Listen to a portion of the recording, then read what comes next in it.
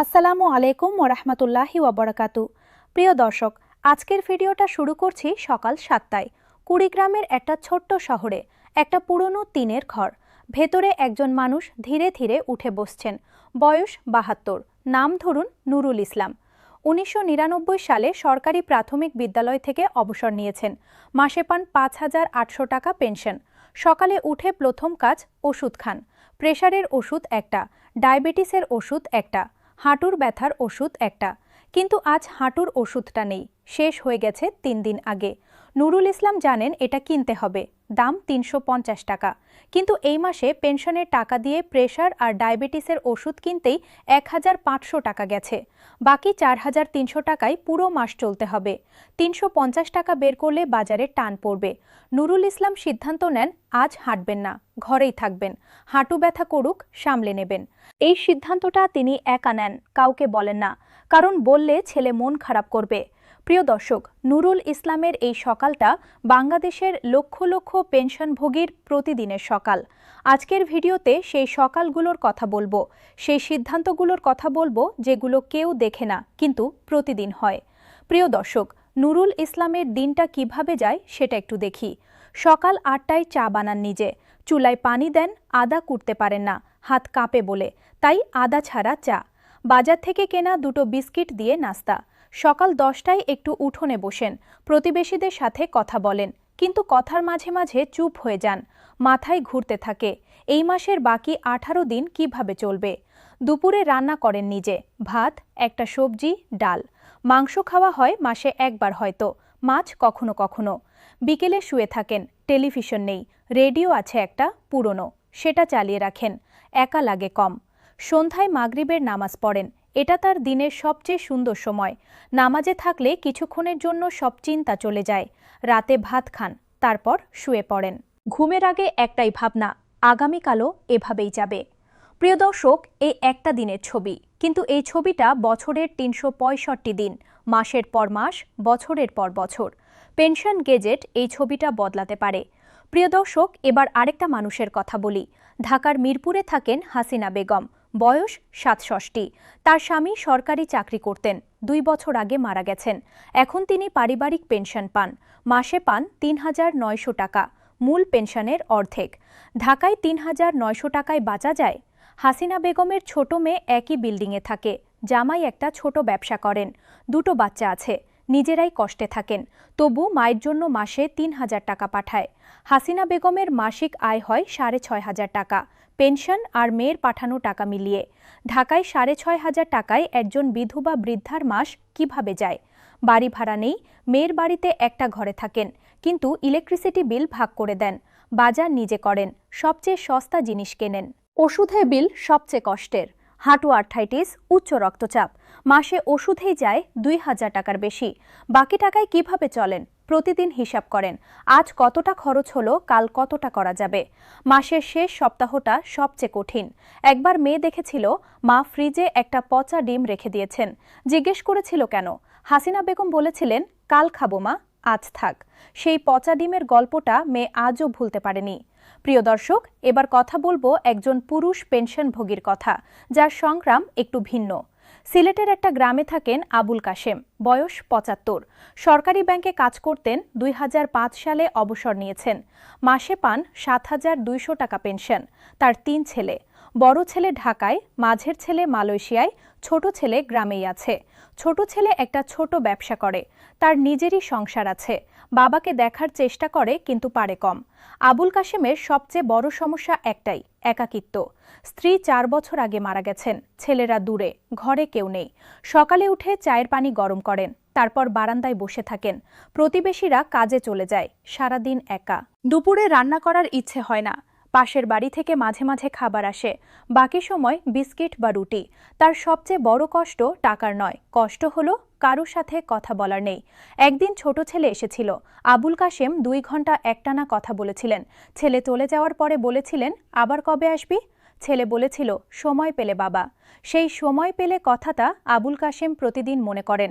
Pension বাড়লে কি এই একাকিত্ব কমবে? না, কিন্তু পেনশন যথেষ্ট হলে তিনি হয়তো মাঝে মাঝে ঢাকায় যেতে পারতেন, ছেলের বাড়িতে কিছুদিন থাকতে পারতেন, সেই যাতায়াতের টাকাটুকু থাকত, এখন নেই।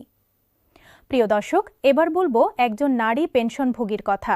সরাসরি পেনশনভোগী, পারিবারিক নয়। ময়মনসিংহে থাকেন রাশিদা খাম, বয়স ৬২। সরকারি প্রাথমিক বিদ্যালয়ে সহকারী শিক্ষক ছিলেন। ২০১৮ সালে অবসর নিয়েছেন।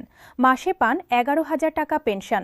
রাশিদা খাম অবিবাহিত, সারা জীবন একা থেকেছেন, চাকরি করেছেন। ১১,০০০ টাকায় কি একা থাকা যায়? ময়মনসিংহ শহরে একটা ছোট ঘরে থাকেন। ভাড়া ৪,০০০ টাকা, ইলেকট্রিসিটি ৫০০, ওষুধ ১,৫০০, বাজার ২,০০০, মোট ৮,০০০। বাকি ৩,০০০ দিয়ে মাসের বাকি সব।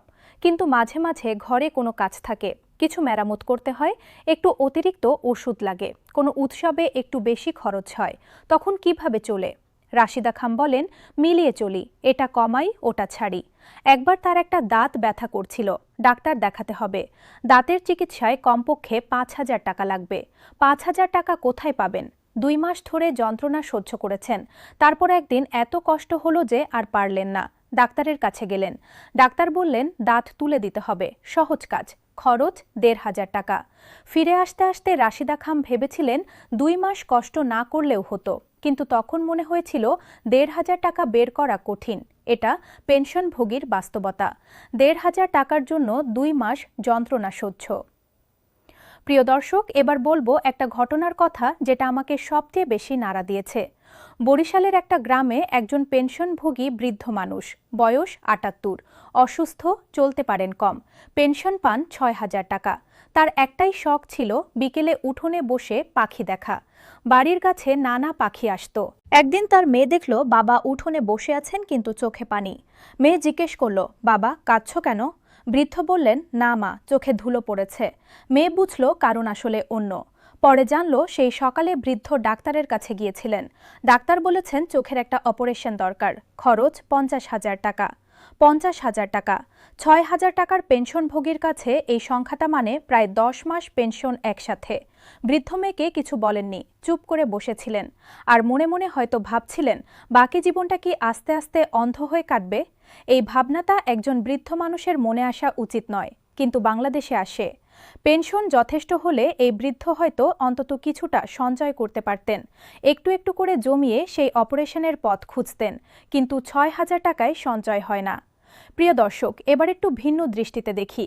এই মানুষগুলো নুরুল ইসলাম, হাসিনা বেগম, আবুল কাশেম, রাশিদা খাম, এরা কি দুর্বল মানুষ?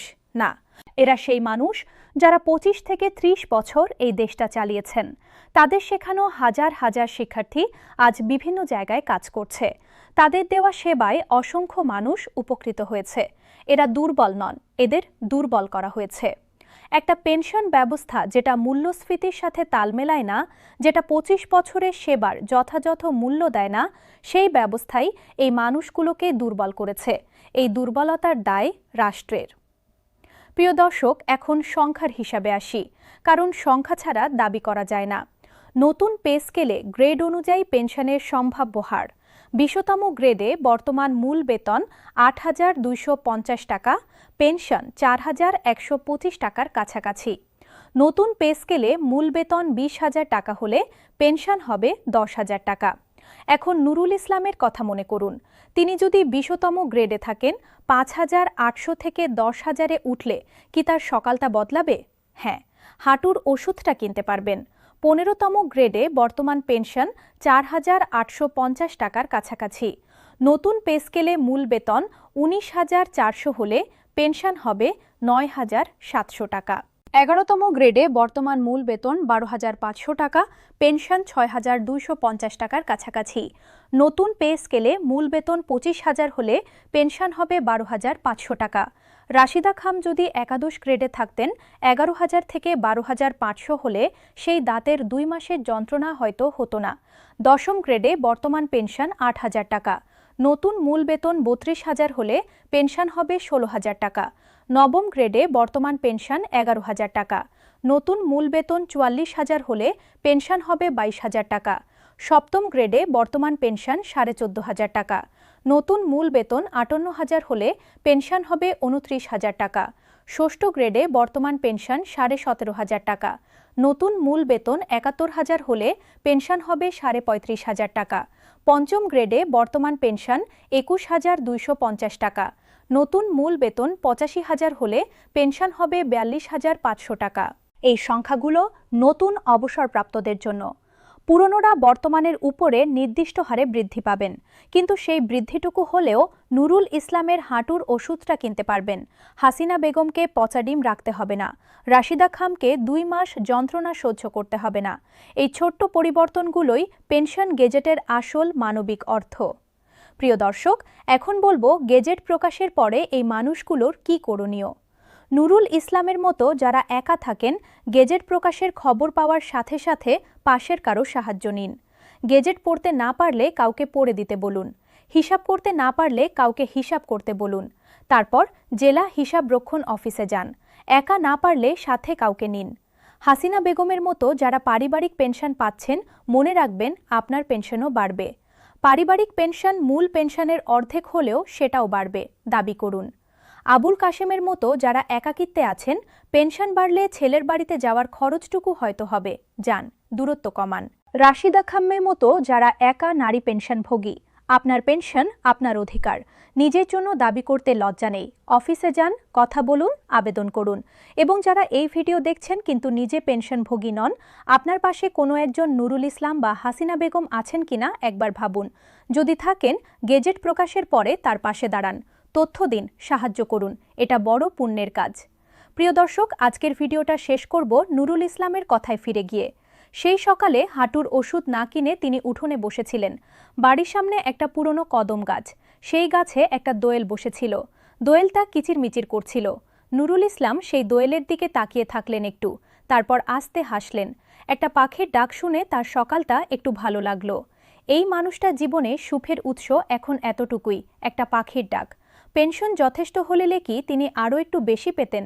হয়তো কোনো একদিন নাতিকে নিয়ে বেড়াতে যেতে পারতেন, হয়তো মাঝে মাঝে একটু ভালো খাবার খেতে পারতেন, হয়তো হাঁটুর ব্যথার কথা না ভেবে সেই পাখির দিকে একটু নিশ্চিন্তে তাকাতে পারতেন। এটুকুই পেনশন গেজেট, এই এটুকু দেওয়ার সুযোগ। পেনশন গেজেট প্রকাশ হলে এই চ্যানেলের সব আপডেট পাবেন। সাবস্ক্রাইব করুন, বেল আইকন চাপুন। এই ভিডিওটা শেয়ার করুন সেই প্রতিটি মানুষের সাথে যার মনে হবে নুরুল ইসলামের সকালটা তার বাবার বা দাদার সকালের মতো। আল্লাহ হাফেজ।